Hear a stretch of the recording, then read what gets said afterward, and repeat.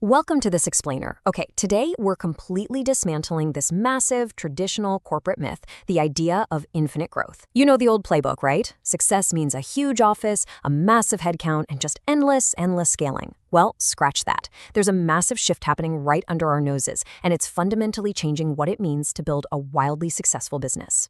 Okay, let's dive right into this. What if the ultimate business goal wasn't growing bigger, but actually staying small? It totally challenges this deeply ingrained societal assumption we have that success strictly equals scaling up and hiring more people. I mean, we've basically been taught that if you want more revenue, you just throw more at the problem. Hire more employees, spend way more capital, build more infrastructure. But what if that's actually the absolute most inefficient way to solve a problem?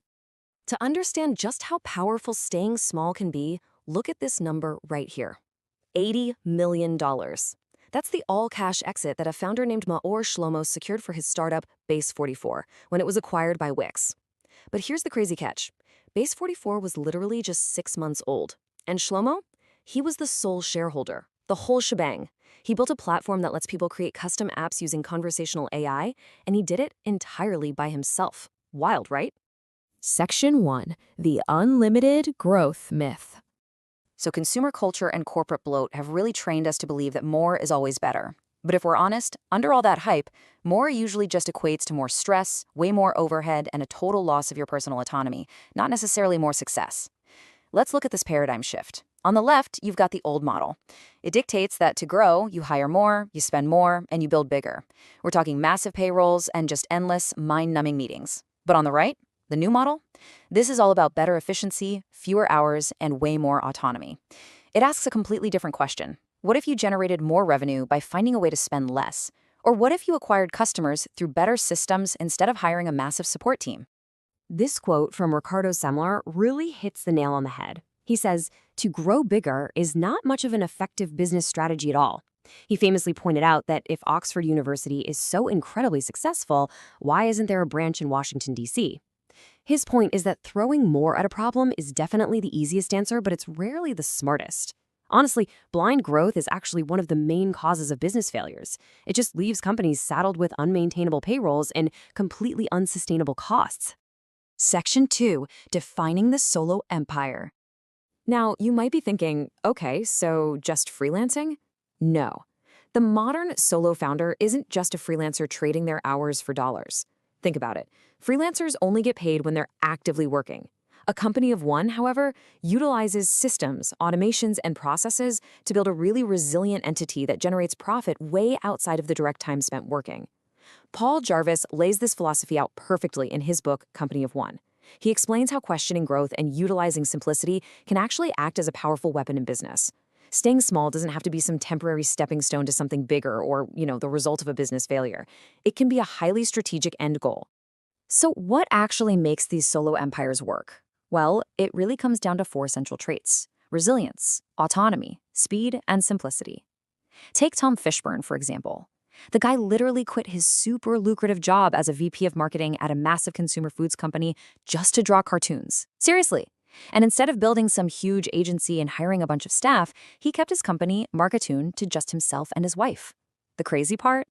He now makes 2 to 3 times more income as a solo cartoonist than he ever did as an executive. Plus, he does it all while working from a sunny backyard studio and spending his afternoons with his daughters. That's the dream, right? And listen, this isn't just some anecdotal trend. According to a Carter report that tracked tens of thousands of U.S. companies, the share of new startups with a solo founder jumped from 23.7% in 2019 to 36.3% by early 2025. That is a massive, data-backed shift underway in exactly how we approach work and company building. People are actively, intentionally choosing to build alone. Moving on to Section 3. AI, the ultimate co-founder. Now, you're probably wondering, how on earth is it physically possible for one person to do the work of an entire company? Well, artificial intelligence is making heavy, expensive business infrastructures completely obsolete. It's the ultimate force multiplier. Check this out. Instead of a whole team of coders, a solo founder just uses tools like Cursor or Replit.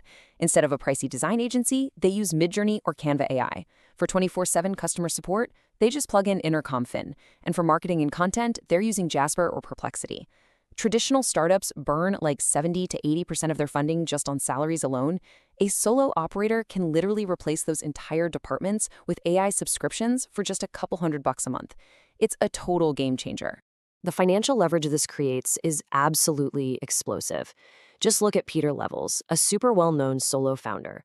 He brings in $3 million annually with 0 employees. None.